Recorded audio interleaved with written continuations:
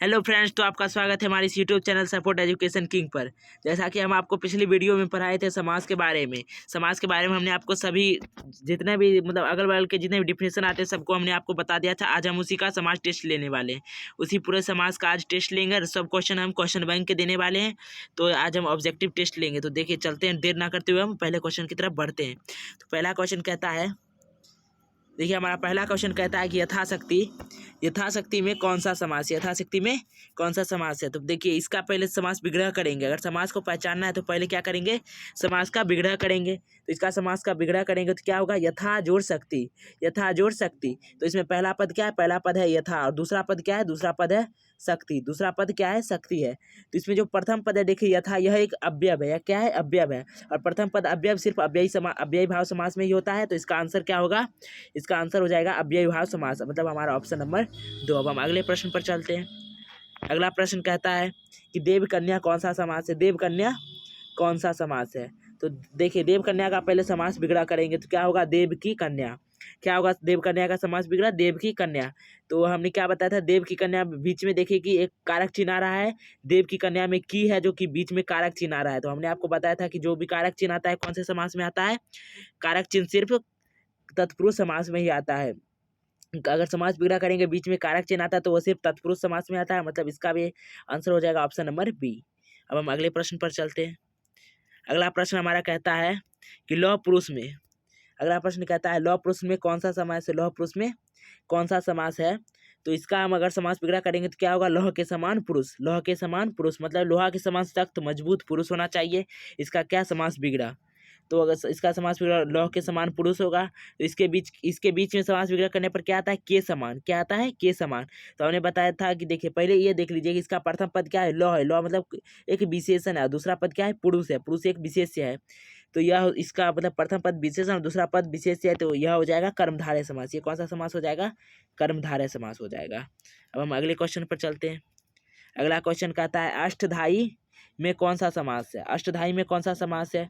तो इसका समास विग्रह करेंगे तो क्या होगा, अष्ट अध्याय मतलब कि 8 अध्याय वाला पुस्तक, 8 अध्याय वाला पुस्तक। इसका प्रथम पद क्या है, 8, इसका प्रथम पद क्या है, अष्ट है, अष्ट का अर्थ होता है 8। तो इसका प्रथम पद अष्ट है, मतलब कोई संख्या है, कोई संख्या सिर्फ द्विगु समास में ही आता है। तो इसका ऑप्शन नंबर ए आंसर सही हो जाएगा।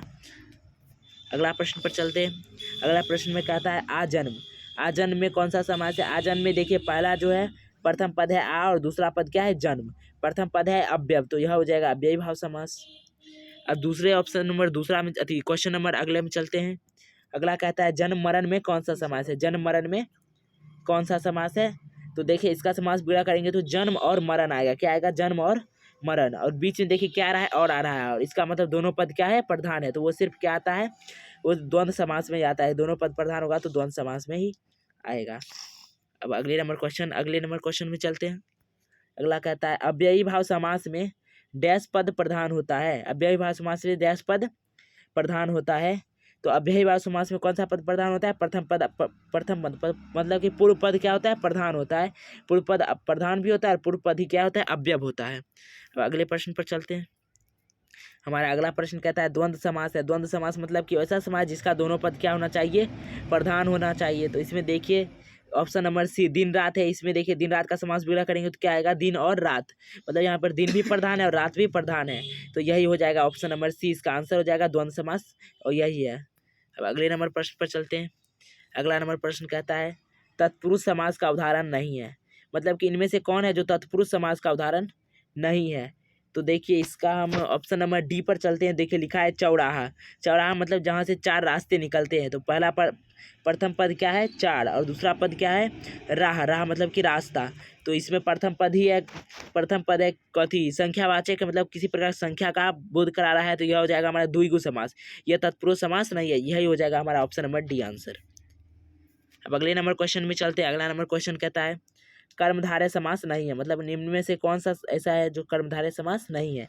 कर्मधारय मतलब कि प्रथम पद क्या होना चाहिए, विशेषण, और दूसरा पद विशेष्य। तो अब हम देखिए चुनते हैं तो ऑप्शन नंबर बी देख लीजिए कि इसमें है चवन्नी, चवन्नी मतलब कि एक तरह संख्या ही हो गया, चवन्नी एक तरफ की संख्या हो गया। तो यह भी हो जाएगा द्विगु समास, तो यह कर्मधारय समास नहीं, ऑप्शन नंबर बी इसका आंसर हो जाएगा।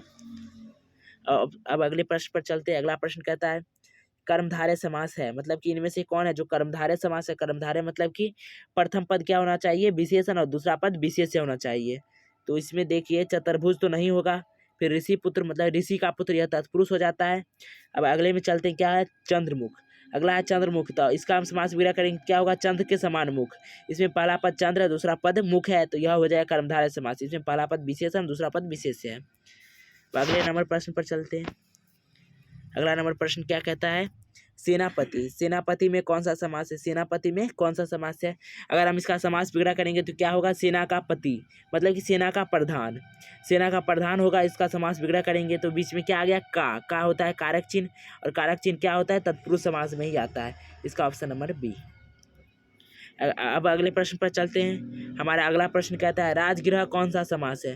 राजगृह मतलब कि राजा का घर, राजा का गृह। इसमें भी बीच में क्या आ गया, कारक चिन्ह आ गया, मतलब बीच में का आ गया, तो इसका भी ऑप्शन नंबर ए हो जाएगा, तत्पुरुष समास ही होगा राजगृह भी। अब अगले प्रश्न पर चलते हैं। अगला प्रश्न कहता है, किस समास में दोनों पद की प्रधानता होती है। किस समास में दोनों पद की प्रधानता होती है उसे कहते हैं, मतलब कि ऐसा कौन सा समास है जिसका दोनों पद प्रधान होता है। तो दोनों पद प्रधान होता है द्वंद्व समास में। कौन सा समास में, द्वंद्व समास में दोनों पद क्या होता है, प्रधान होता है। अब अगला प्रश्न कहता है, अगला प्रश्न कहता है, अज्ञान शब्द कौन सा समास है। अज्ञान, अज्ञान मतलब जिसके पास ज्ञान न हो, जिसके पास क्या हो, ज्ञान न हो। और हमने बताया था कि नकारात्मक शब्द, यहाँ पर देखिए ज्ञान नहीं हो, अज्ञान का अर्थ ज्ञान नहीं हो, यहाँ पर नकारात्मक शब्द का बोध हो रहा है। और हमने बताया था नकारात्मक शब्द का बोध किस में होता है, नए समास में। तो इसका ऑप्शन नंबर सी हो जाएगा, नया समास। अब अगले अगले नंबर प्रश्न पर चलते हैं। अगला कहता है, लंबोदर शब्द कौन सा समास है। लंबोदर मतलब कि लंबा है उधर जिसका। लंबोदर का क्या होगा समास विग्रह, लंबा है उधर जिसका, और इसका अर्थ होता है श्री गणेश। तो हमने बताया था जिसमें जिसमें अधिक देवी देवताओं के नाम होते हैं वह बहुब्रीहि समास है। लंबोदर मतलब कि श्री गणेश होता है, तो इसका भी आंसर हो जाएगा बहुब्रीहि समास। अगले प्रश्न पर चलते हैं। अगला नंबर प्रश्न क्या कहता है, अगला नंबर प्रश्न कहता है, प्रत्येक शब्द कौन सा समास है। प्रत्येक शब्द कौन सा समास है।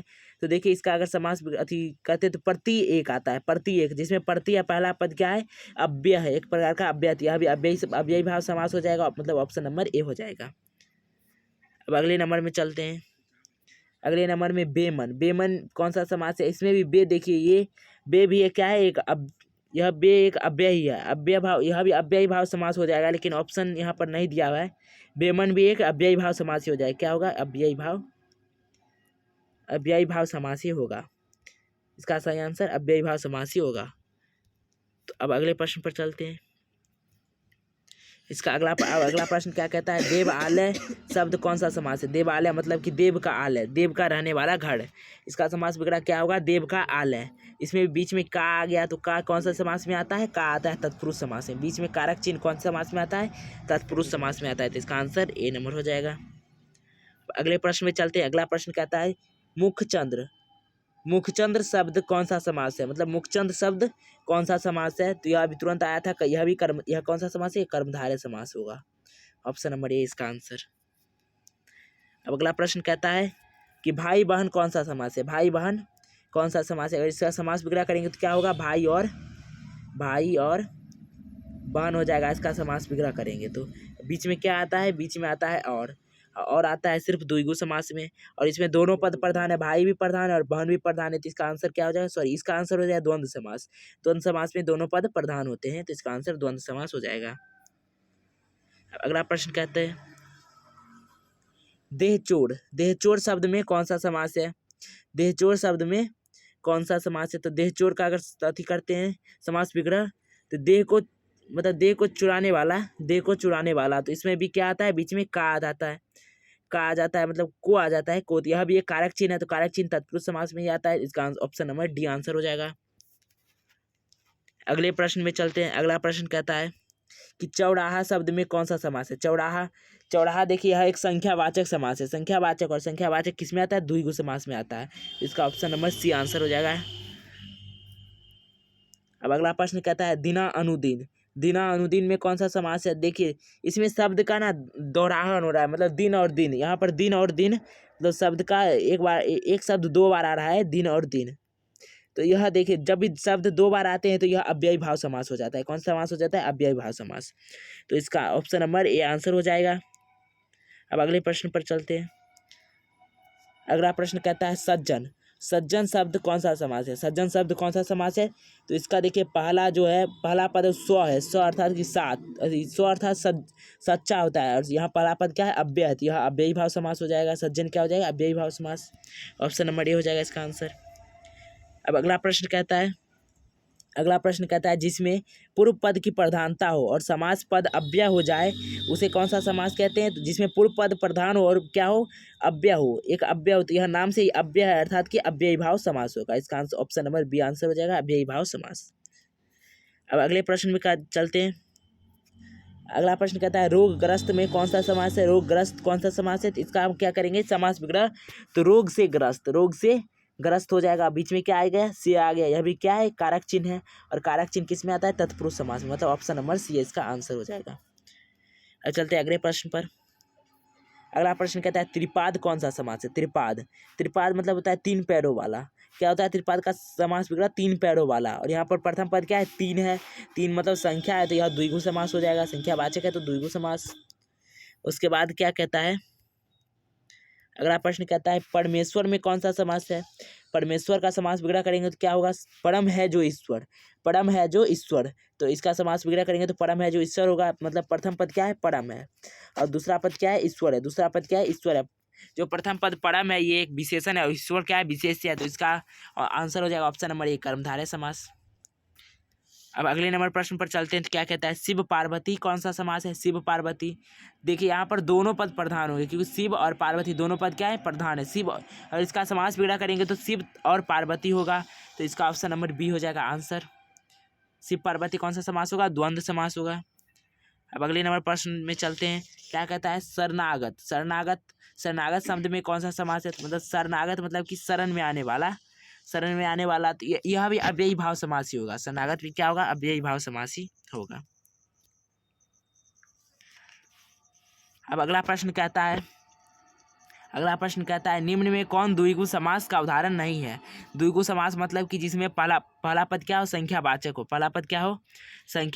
हो, तो इसमें हो जाएगा। देखिए पहला है नवरत्न में भी पहला पद क्या है? नव है, नव अर्थात नौ, यह भी संख्यावाचक है। अब ऑप्शन नंबर बी कहता है चौराहा, मतलब कि यह भी संख्यावाचक। प्रथम में क्या आ गया?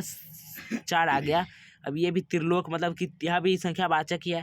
अब ऑप्शन नंबर डी पर चलते, कहता है आशातीत, यह संख्यावाचक नहीं है, तो ऑप्शन नंबर डी इसका आंसर हो जाएगा।